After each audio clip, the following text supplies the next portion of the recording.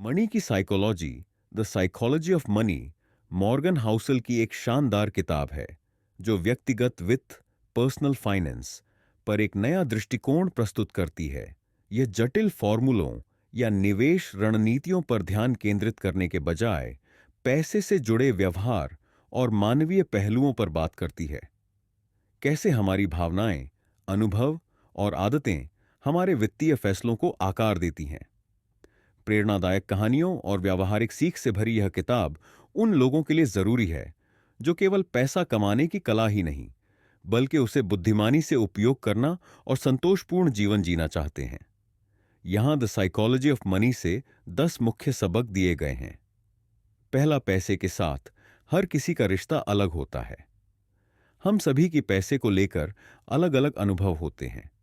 जो लोग आर्थिक संकट से गुजरे हैं वे सुरक्षा को सबसे ज्यादा महत्व देते हैं, जबकि जिनका बचपन संपन्नता में बीता है वे बड़े जोखिम लेने में सहज होते हैं। एक ही तरीका सभी पर लागू नहीं होता, क्योंकि पैसा हर किसी के लिए अलग मायने रखता है।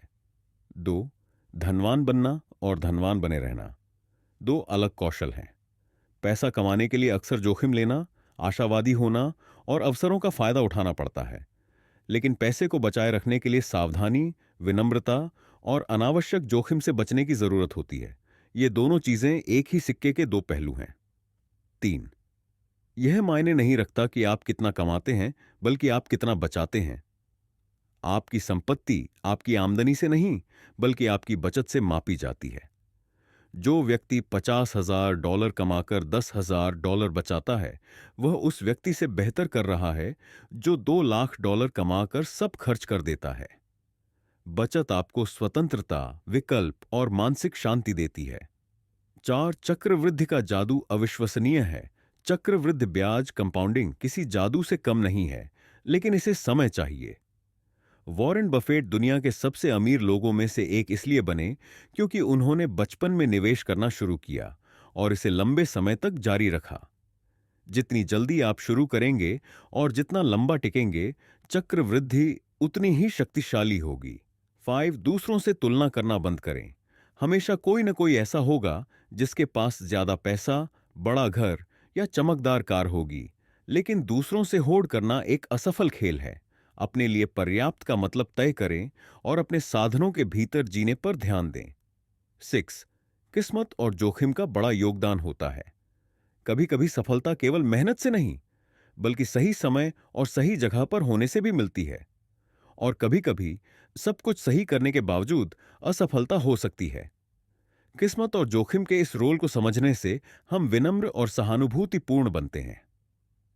7, आपको एक शानदार वित्तीय योजना की जरूरत नहीं, सिर्फ अच्छी आदतों की जरूरत है। नियमित बचत, अनावश्यक कर्ज से बचना और दीर्घकालिक निवेश जैसी सरल आदतें जटिल रणनीतियों या त्वरित धन कमाने वाली योजनाओं से ज्यादा प्रभावी होती हैं। 8, समय सबसे मूल्यवान संसाधन है। पैसा आपको अपने समय पर नियंत्रण रखने की शक्ति देता है और यह अनमोल है। वित्तीय स्वतंत्रता का मतलब अमीर होना नहीं है, बल्कि अपने समय को उन चीजों में खर्च करने की आजादी होना है जो आपके लिए सबसे ज्यादा मायने रखती हैं। 9, भावनात्मक फैसलों से बचें। जब बाजार गिरते हैं या अप्रत्याशित खर्च सामने आते हैं तो घबराना आसान होता है, लेकिन पैसे से जुड़े भावनात्मक फैसले अक्सर गलत साबित होते हैं।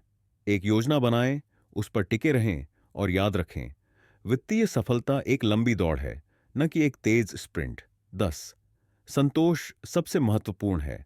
हमेशा कुछ न कुछ पाने के लिए दौड़ते रहना, बड़ा घर, नई कार, ऊंची तनख्वाह, एक अंतहीन दौड़ की तरह है। लेकिन असली संपत्ति वह है जो आपके पास पहले से है, और उसमें संतोष महसूस करना। भौतिक चीजों से खुशी पाना एक ट्रेडमिल पर दौड़ने जैसा है, आप कभी पहुंच नहीं पाएंगे। मॉर्गन हाउसल का संदेश यह है, पैसा केवल आंकड़ों की बात नहीं है, यह मानसिकता की बात है।